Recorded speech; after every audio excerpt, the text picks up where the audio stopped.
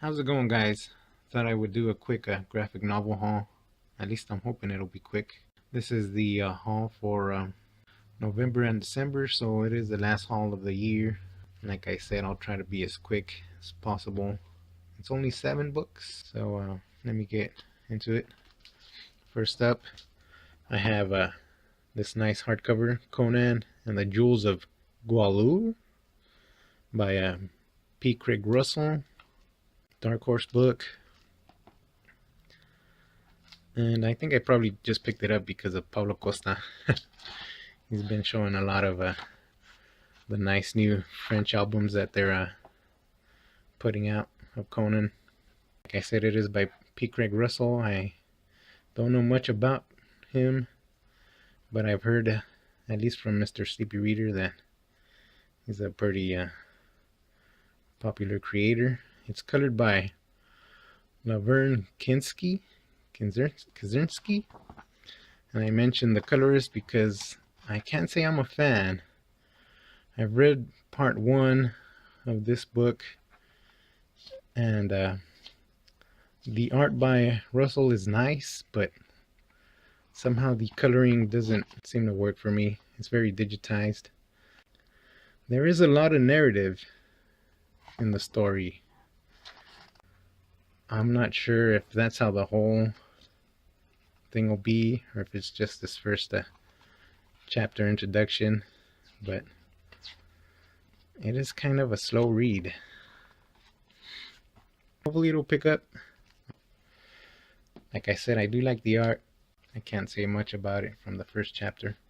But moving on, I have the final volume of Silver by Stephen Frank. It is volume 4, courtesy of Dark Planet. Finally, the conclusion to this story. Pretty happy to have read it. Great conclusion. Lots of interesting twists at the end. Wondering if our heroes would make it out or not, if they would pull off the heist, or what was going to happen to them. I really did enjoy it. I think if Dark Planet ever collects all 4 volumes into an omnibus, it'd be a great idea to pick it up that way. Back to Dark Horse, I picked up Dr. Star and the Kingdom of Lost Tomorrows by Jeff Lemire, Max Humura on art. This is a spin-off, I guess, from Lemire's main title, Black Hammer. And it was entertaining. I'm not the biggest fan of Max Humura's art, but I enjoyed it for what it was. And like I thought it would be, it doesn't relate to the main title necessarily. It's in the universe of Black Hammer.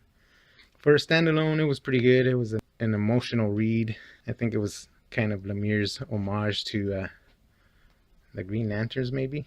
I've not read a lot of Green Lantern stuff, but it kind of felt like that's what he was going for there.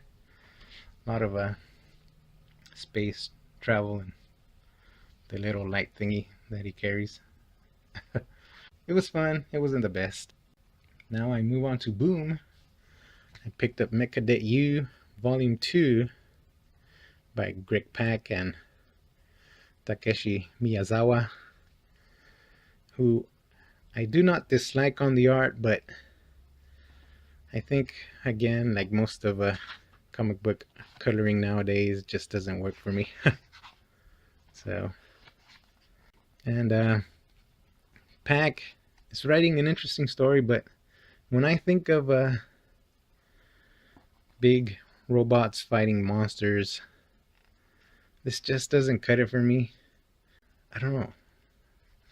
It's kind of a kiddie ride compared to, say, something like Get a Robo Devolution. That just popped into my head because it's pretty recent. I'm guessing it's probably aimed towards a younger audience. Otherwise, I just don't see it that entertaining. So it is kind of disappointing. If it ends at like 3 volumes, that'd be nice for me. But I move on to another Boom title, another disappointing title.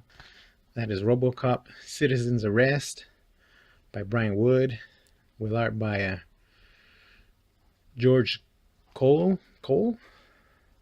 I'm saying Cole. I don't know how the H goes there. And this takes place beyond the movies, so it's farther ahead, and OCP has kind of done away with RoboCop. And the new RoboCop is actually a cell phone app which allows everyone to report anyone they want, where they think they're committing a crime. There's too many plots going on. There's too many stories being told. You got This Morning Show, it's always popping up. And you have the bad guys. You have the mayor. You have some other lady on a radio talk show, kind of an underground radio program. And it's all going on all at the same time. And it's just too much going on to actually get a grip of the story. And by the time Murphy comes back, you know, it just isn't that exciting anymore. So I was not a big fan of RoboCop Citizen's Arrest. I move on to the last two and more enjoyable titles. Manifest Destiny, Volume 6 by Chris Dingus and Matthew Roberts. Finally get some more Manifest Destiny. There's always such big breaks between the collecting of the chapters, but this is such a great story. I don't know if there's a hardcover for this, but I would highly suggest checking out Manifest Destiny. The only problem I had with this volume, it is a little slow. It doesn't move the story as much, but if you've read Manifest Destiny, you'll know that each issue or chapter begins or starts out with a journal entry by someone or some kind of narration.